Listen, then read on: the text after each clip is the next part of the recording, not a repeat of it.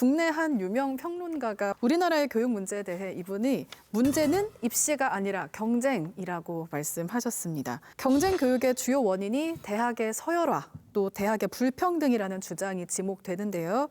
이에 대해서는 어떻게 생각하시나요? 네, 지난 2022년 8월에 발표된 교육 통계에서 서울대는 학생 1인당 교육비를 5,288만 원을 투자하고 있습니다.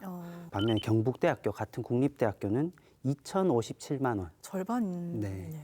안동대학교는 1,820만 원 정도가 투입되고 있다고 합니다. 나라에서도 보이는 지표가 이 정도 차이가 나는데 보이지 않는 것까지 감안하면 얼마나 큰 경제적인 이익을 가져갈까 싶습니다. 네. 이런 달콤한 과실이 이 경쟁 끝에 이렇게 매달려 있는데 모두가 달려가지 않기가 쉽지 않죠. 네. 그런 구조를 만들어 놓고 부모님들한테 경쟁은 나쁜 거니까 좀 참아주세요. 아이들을 덜 힘들게 해주세요 하는 것은 위선이라는 생각이 듭니다. 그래서 이런 구조를 바꾸지 않으면 부모님들은 여전히 경쟁으로 내몰 수밖에 없다. 이런 생각입니다. 그렇죠. 부모님 입장에선 가장 좋은 걸 주고 싶으니까 그럴 것 같네요. 그리고 이런 경쟁 교육 자체가 오히려 더 불공정하다라고 하는 걸 확인할 수 있는 통계도 있는데요. 2021년 기준으로 이 한국장학재단에서 국가장학금을 신청한 이 전국 의과대학 학생 1,221명 중에서 이 소득 분위로 따지면 9구간, 10구간에 해당하는 학생 수가 전체 61.5%였습니다. 우리 4인 가구 기준 평균 중위소득의 2배, 3배 이상 되는 사람들의 자녀가 의과대학 진학률이 60%가 넘는다. 결국 이 경쟁의 결과라고 하는 것이 이 부모의 소득에 따라서 경쟁 순위가 나오는 결과라면 이게 과연 우리가 공정하다고 할 수 있겠냐. 소득 불평등을 다시 한번 재생산하는 일종의 눈가리개 역할을 경쟁교육이 하고 있다라고 지적을 할 수도 있겠습니다. 네. 정의란 무엇인가라는 책을 썼던 마이클 샌델 교수가 공정하다는 착각이라는 책을 또 썼었어요. 근데 그 영문 제목을 우연히 제가 한번 검색해 봤더니 네. 장점, 능력 이런 것들에 대한 폭정이다, 폭력이다.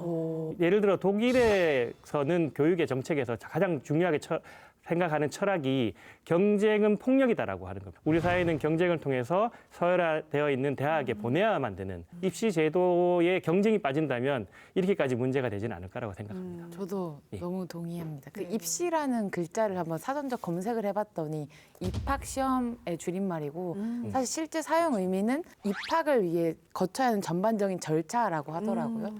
전 세계 어느 나라나 입시 절차는 있는 건데 대한민국은 너무 과도한 경쟁 그리고 바늘구멍을 향해 모두가 달려가 나가는 이게 문제인 것 같습니다. 인천국제공항 정규직 전환 사태 이후로 특히 MZ에게는 공정과 정의가 주된 화두로 떠올랐는데 이 공정이 과연 공정한 것인가? 실제 당신이 공정하다고 생각하는 착각이 아닙니까? 라고 마이클 샌델이 던진 것 같은데 저는 이 젊은 세대들이 경쟁 입시를 통해 오로지 능력주의, 경쟁주의 속에 자라나서 내가 열심히 해서 좋은 대학을 갔고 이 좋은 직장을 가질 수 있었어. 그러니까 이 직장을 오지 못하고 대학을 못 온 것은 너가 열심히 안 한 탓이야라고 결국 돌고 도는 건 거거든요. 현재 스카이도 중위소득의 자녀들이 60% 이상이라고 합니다. 그러니까 아무리 공부를 잘해도 부모님을 잘 만나지 못하면 재정도 지원을 받지 못해서 그 대학을 갈 수 있는 확률이 떨어지는 건데 우리 스스로는 모르는 거예요. 저 얼마 전에 재벌집 막내 아들 그 네. 드라마에서 송중기가 아무 걱정 없이 공부에 집중할 수 있었던 것도 지금 이 순간 생계 걱정 없이 공부를 할 수 있는 것도 든든한 부모의 경제적, 심리적 지원 덕분이라는 생각은 안 해봤어?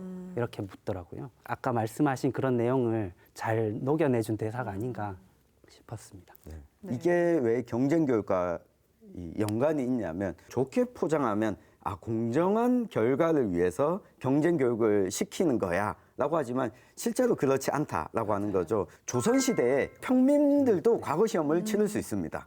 근데 평민들은 낮에 가서 농사 짓고 와가지고 바빠서. 밤에 호롱불 켜놓고 공부 좀 하려고 하면 힘들죠. 자야 됩니다.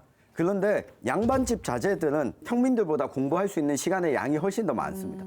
그리고 책도 더 많죠. 지금도 사실상 경쟁교육이라고 하는 이름하에 계급을 마치 다시 재생산하는 용도로 교육이 포장되고 있다. 이렇게까지도 저는 이야기를 좀 드리고 싶어요.